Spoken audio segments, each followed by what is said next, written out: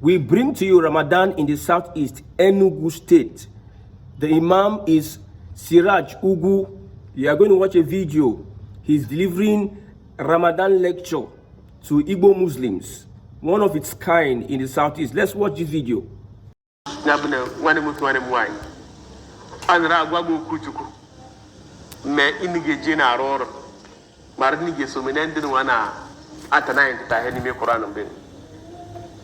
Obuni bu madi bu muslimi mungu mehe ye melehe ni chone be jagbe ha mo bi chomi yezu ko be jagbe. We are not against you practicing Islam in Igbo land, but we are telling you that there's a limit to importing insecurity, importing Fulani agenda into the southeast. This is one of the reasons why I always advocate for anywhere around southern Nigeria. We don't want Sharia, because if you allow Sharia into one southern state, there's a possibility of them spreading all over the region, whether it is southwest, south-south, or the southeast region. This is Igbo land. You may be surprised that they are Igbo Muslims, and this man is reading the Quran in Igbo language. I think an Igbo Imam translated the Quran, the Arabic Quran, or the English Quran into Igbo language for Igbo Muslims. When I went to the village, I saw a mosque in Aba, and the person, there's a kiosk, there's a business center beside the mosque, and the person there is an Igbo Muslim, a Yoruba Muslim. There are like 3 kiosks, 3 business centers. An Igbo Muslim with the sign on his head. I saw him. So we have Igbo Muslims. We have in my place, we have a mosque. People practice Islam. However, whether they are genuinely practicing it or because of some kind of influence, because one of our House of Representatives in Abia State was a Christian. As a politician, he was a Christian. When he got to the House of Representatives, it not take long, this man convert to Islam. Some of us understand the game. We understand why he would so quickly convert to Islam, because there are some opportunities, like Benjamin Kalu, political party, APC political party. Benjamin Kalu, an Igbo man, is threatening the governor of Abia State, Alex Oti, that he must decamp to the APC. I don't know what is the correlation there.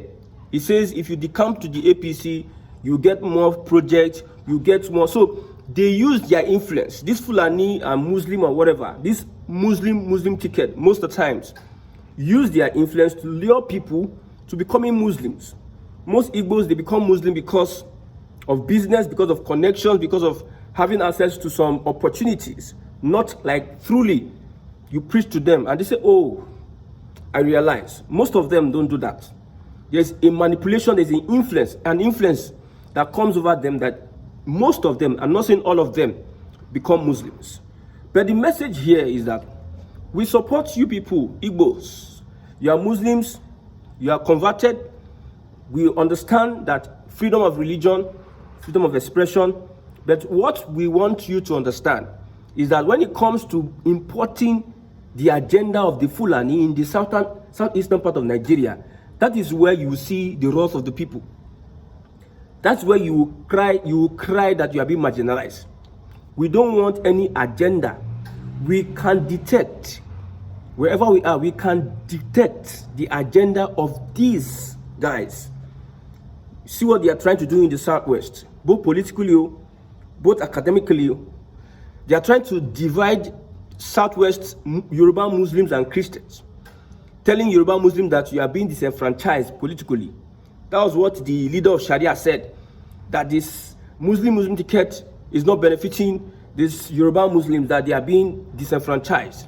You are creating a division, argument. This Sharia of a thing made some Yorubas attack themselves. But at the end of the day, it did not get to the extent whereby there was crisis in the southwest.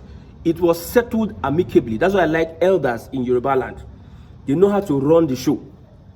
So in Igbo land, it is the youth, the age grade, that will treat your fuck up. If you import violence, if you import terrorism under the guise of Islam, if you radicalize our youth to become so violent, using religion to become violent, grabbing land, destroying farms, giving space giving room for the Fulani to have this killer headsmen, killer Fulani, to have entrance into the southeast. What Buhari could not achieve within 8 years, you want to help those Janjaweed to achieve it in the southeastern region. So I'm saying for both South and the southeast. We know what happens in the South. There have been killings in the South. Fulani herders have been going to farm, killing people.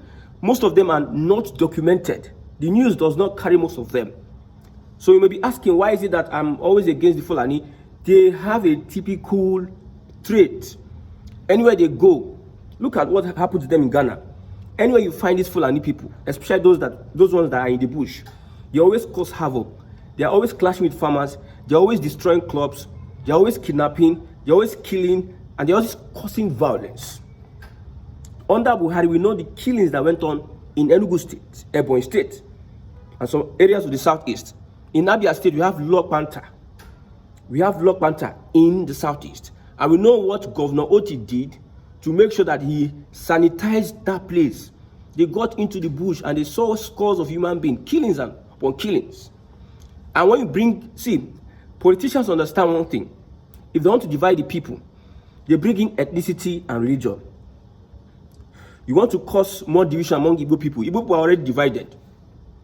Some people are saying we want Biafra. Some people are saying we want Igbo nation. Already divided. Some people want to still remain in Nigeria. Believe that Nigeria can get better. Already divided. So you're now bringing in religion. We are not divided in religion. You want to bring in Islam that will now scatter. Igbos are not yet united as they're supposed to be. So you want to bring that religion that will cause divisiveness. I said it before that if you are bringing Sharia into southern Nigeria, let the southerners determine the kind of Sharia that they are going to bring, that is going to suit them. Let them determine the kind of, not the ones you propagate in the north that does not have no equity, no justice, that will want to erase somebody's culture and identity and heritage. You now bring it to the southern part of Nigeria, and it's not possible. Well, I trust Anambra people now. I trust my own people. It can happen in Enugu, maybe. The governor, maybe.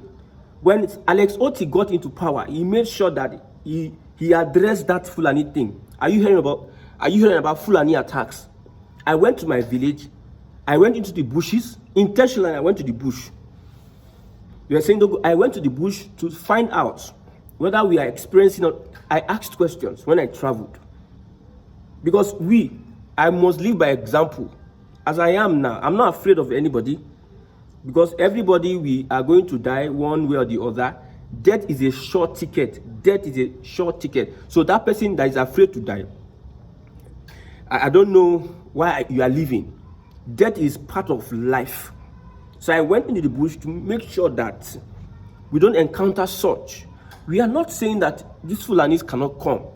The constitution allows you to come, but you must come and not cause violence.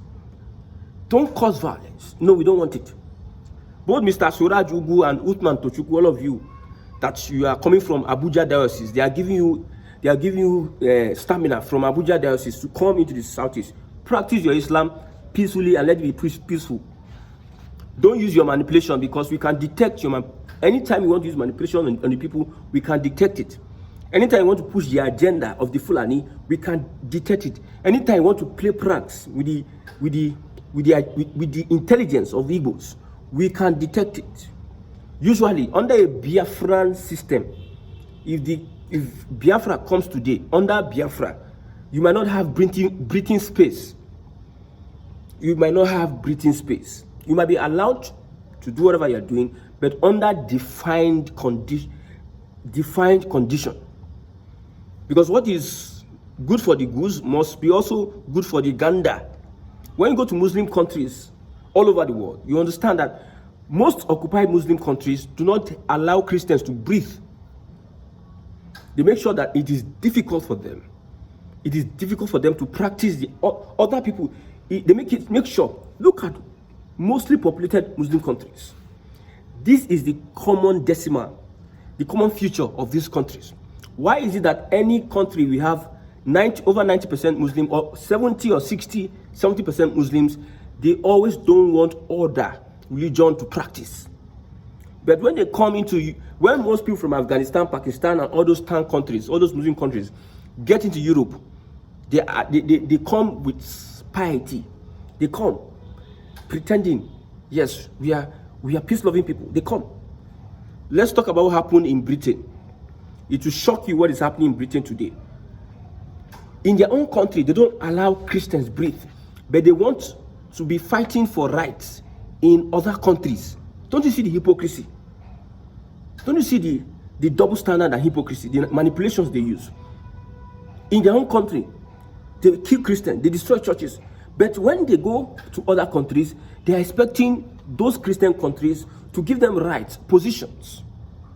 Yes, that's what they do. They're expecting those countries, but they themselves, they don't allow it. So under a Biafran system, I don't think it will be easy for you, all those people that are importing the Fulani agenda and ideology and insecurity to the Southeast. If you are amongst them, it won't be easy for you. We want a peaceful region. That's why we have spoken against the insecurity in the Southeast. I've been speaking against the insecurity in the Southeast for a very long time. We want a peaceful region. That is when there can be development and prosperity. We don't want a region whereby a certain governor of Katsina or Kebbi or Bauchi will come out and tell you that you don't have to open schools because there's a Ramadan fast. We don't. Okay, if you are going to do anything, let it be amongst your Muslims. Why make it affect other people? This is something that I've exposed this Sharia of a thing. You have exposed the agenda. This particular thing that happened, I don't care what liberal Muslims are saying that it has never happened before. It's only happening in 3 states. Don't use it and judge the whole Muslims. What are the liberal Muslims doing about their brothers, the governments that declaring this? They cannot stop them, but they want to stop you from criticizing them. They want to gaslight you from criticizing them. So I don't care about liberal Muslims that are saying, don't judge all Muslims. That's how it happens. When Boko Haram start killing people, the liberal Muslims will keep quiet.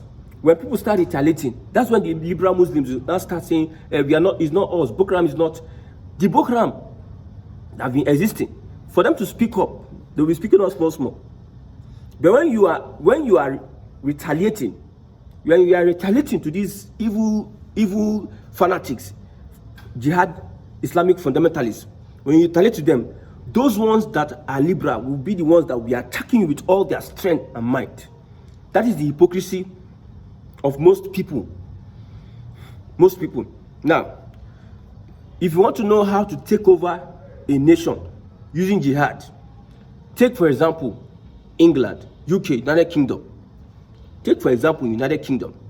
Islam is gradually taking over United Kingdom.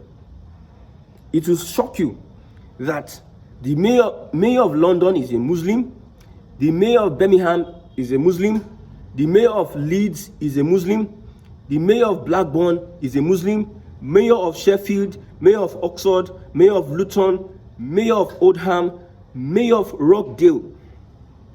And all this were achieved by only 4 million Muslims out of 66 million people in England. 4 million Muslims were able to penetrate into the system, and they took so many positions.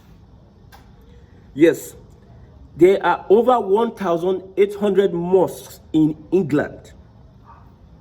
England, a Christian country, whether it's diabolic or Christian, England, the Church of England, over 1,800 mosques in England. Over 80 Sharia courts in England. There are more than 50 Sharia councils in England. 78% of Muslims that are women do not work. They receive state support, free accommodation. Let me repeat. 78% of Muslim women, those that left their country, whereby they don't allow other people practice their religion, they ran away from that country because of the violence and insecurity. They came to another country, implementing the same thing that has caused violence in their own country. Not only that, 78% of their women do not work. They live off the sweat of the average UK citizen. Imagine, 78% of the women do not work. And they get married, they give birth, and they spread and spread. Sometimes you go to some of these cities, You will not believe that you're in Britain. You go to some of these cities, you will not believe that you are in Britain. You think that you are in an Arab country. That is how bad it is. That is this same style the Fulani used on the houses. You can see the trend. You can see how it's going. The same style the Fulani used on the houses. Now, a large percentage of Muslims do not work and they receive state support plus free housing. That is a Christian country. They give them all the chances to become anything they want to become. This same Muslim, and these people pushing for Sharia. There was a time they came out protesting that they should abolish the culture.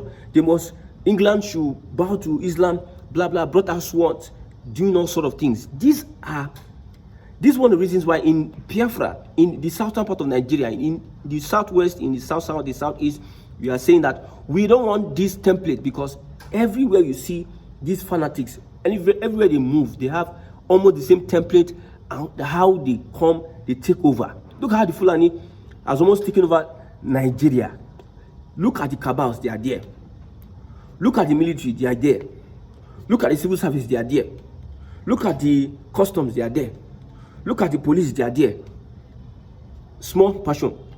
4 million Muslims have made all this achievement. Over 66 million people. And when you look at Britain is no more becoming, it's not even a Christian country. It does not look like a Christian country anymore. State supports Muslim families with an average of 3 to 8 children receive free accommodation. The state, Britain, support these Muslim families. Which Muslim country can offer this? Which Muslim country can offer this to Christians and Christian community? Which of them? Only Israel. Israel is a Christian country, but there are Muslims, more Muslims. You'll be surprised, there are more Muslims than Christians in Israel. But however, look at the liberality. Because all these Muslim countries just is opposite and different from each other. Okay? Now, every school in the UK is required to teach lessons about Islam. Why I'm taking pain to read all these things out is to tell my Igbo brothers, look at what happened in the UK. Look at what is happening. Look at the same template. Look at how they are moving. Do you not see they don't know what they are doing? Look at how they are steadily gaining ground. Almighty Britain. You have more than how many mayors? 10 mayors that are Muslims. 10. Over 1,800 mosques. Yes. And you see the rape incidents involving so many Muslims in Britain. The gang rape, whatever, that's what they called it that time. Most of them were Muslims, and most of them were fanatics. This rape, sleeping with boys and everything, blah, blah, blah, it happens in Muslim countries. They took it and they imported it, brought into England, Britain, and Britain is falling, is getting weaker, week by week, day by day. These Muslims are taking over. And the thing that surprised me is that these leaders, Britain leaders, most of them cooperate, most of them are complicit of all these things, these crimes people are committing. They allow them to do what they are doing. And I'm shocked. Sometimes I'm asking myself this question: do they use juju? Do they use something? That's why now that you can speak, oh, these ones, they don't stop unless you give them ultimate punch that they cannot move again. They are decimated for life. Even though you batter them and they can be moving one step like this, be shaking and be moving, they will do so. I don't know what is the problem. I hope that this Ramadan will bring peace to Nigeria. I hope this Ramadan will bring peace to the people of the north. And also the people, I think Anambra is a bit safe now. I hope this Ramadan will bring good development. Leaders will think of restructuring Nigeria, because God has given us all that we need. All the resources are there. So we have a leadership problem. So if we still do Ramadan and go back to support bad leaders, it's a waste. We are wasting our time. We are just being religious. No more being religious. You need to stand your ground. You need to make sure that you do the right thing. You know what is right. You know what is right to do. And what is right to do is that my brothers in the Southeast that are Muslims, I know the kind of spirit that push religious fanatics. I know the kind of spirit. That spirit is I don't use the word because I'm on YouTube. Don't let that spirit push you to start becoming violent, becoming a fanatic, and pushing the agenda of one. I don't want to hear it, Sharia. See, that day, if some Igbo boys hear Sharia in Southeast, you know what happened during Opus Odima? They just heard. They never confirmed the report. They just heard that IDB camp. No. Boys just left what they were doing. Where? IDB camp. So we don't want to hear Sharia in the Southeast. What we want is a peaceful religion that is void of violence. We don't want. Instead, join your brothers in the Southwest. My Igbo Muslims, join your brothers in the Southwest and create a Sharia that is suitable, that is not influenced by the Fulani. Until the Sultan of Sokoto, an Igbo Muslim becomes Sultan of Sokoto, then we can believe that they really mean well for the people. But until then, we don't want any trouble. Do your Ramadan in peace and let peace reign.